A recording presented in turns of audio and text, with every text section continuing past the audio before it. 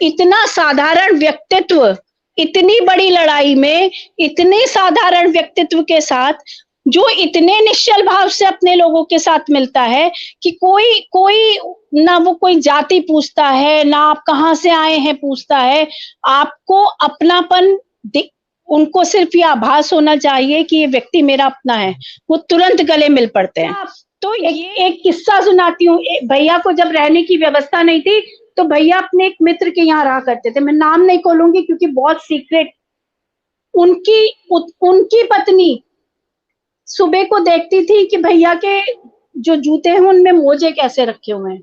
अगर फटे हुए मोजे होते थे तो वो अपने पति के मोजों को लाके, उनके जो मित्र थे भैया के, उनके मोजों को साफ नए मोजों को लाके भैया के जूतों में चुपचाप रख। ये एहसान क्या भूले जा सकते हैं? मतलब उनके मन का बच्चा, वास्तव में उनके मन का बच्चा कभी मरा नहीं। और वो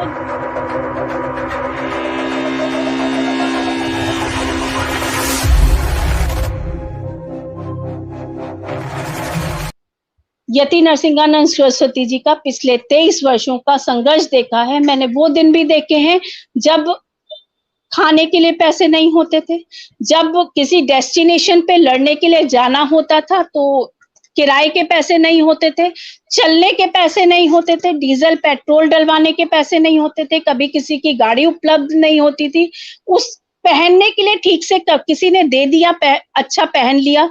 पैर में चप्पल तब आई जब किसी ने दे दी, नहीं तो जिस तरीके से उन्होंने संघर्ष किया है वो अकल्पनीय है।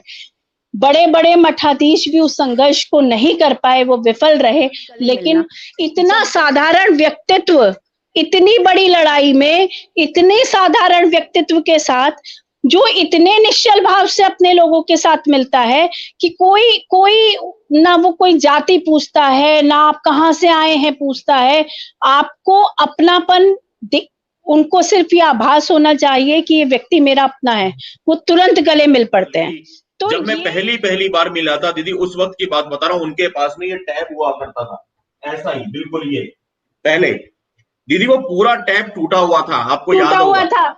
आंखें खराब हो गई, उनकी आंखें खराब हो गई। वो आंखों को बहुत गढ़ा के काम करते हैं क्योंकि टैब नहीं था और उन्हें अपने लोगों तक पहुंचना था।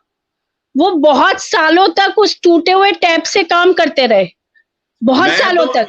प्रत्यक्ष गवाह दीदी, वो ऐसे उसमें झुकते थे, पूरी स्क्रीन क्रैक थी, पूरी स्क्रीन टूटी हुई थी। मैंने कई दफे बोला कि गुरुदेव एक नया फोन लेते हैं, तो बोले मेरे को एक दिन डांट के, जो उनका स्टाइल है प्यार में गाली देने का। कई लोग उन गालियों को मुद्दा बनाते हैं, आज शर्म है उन लोगों के ऊपर।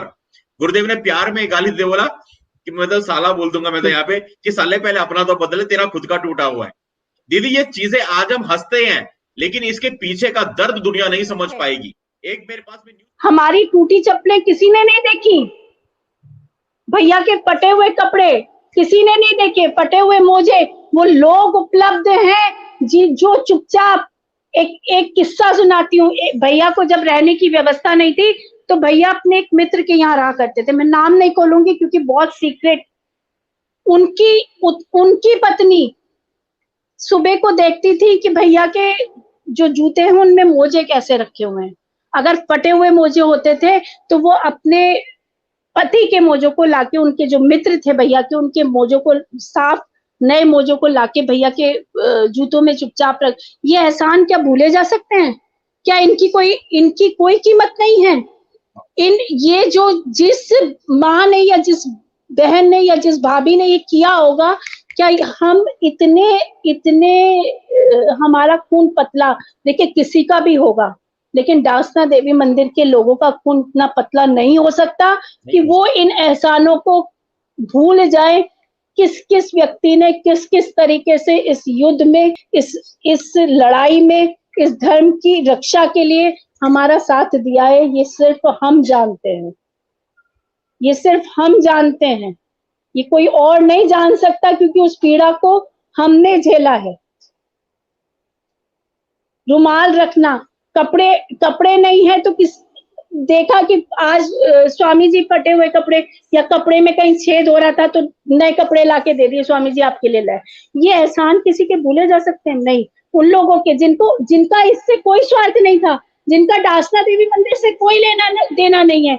उनका स्वार्थ सिर्फ इतना है कि एक व्यक्ति लड़ रहा है, हम उसके व्यक्ति के मित्र हैं, उस व्यक्ति को अपने परिवार का हिस्सा मानते हैं, इसलिए ये समर्थन था। ये चीजें भूली नहीं जा सकती और ये किसी राजनीतिक महत्वाकांक्षा को पूरी करने के लिए नहीं की जाती। इतना संघर्ष किसी और वो पढ़े लिखे व्यक्ति है, कोई अनपढ़ अंगूठा टेक नहीं है कि जिसके पास हिंदू का झंडा उठाने का ही काम था। मतलब उनके मन का बच्चा, वास्तव में उनके मन का बच्चा कभी मरा नहीं और वो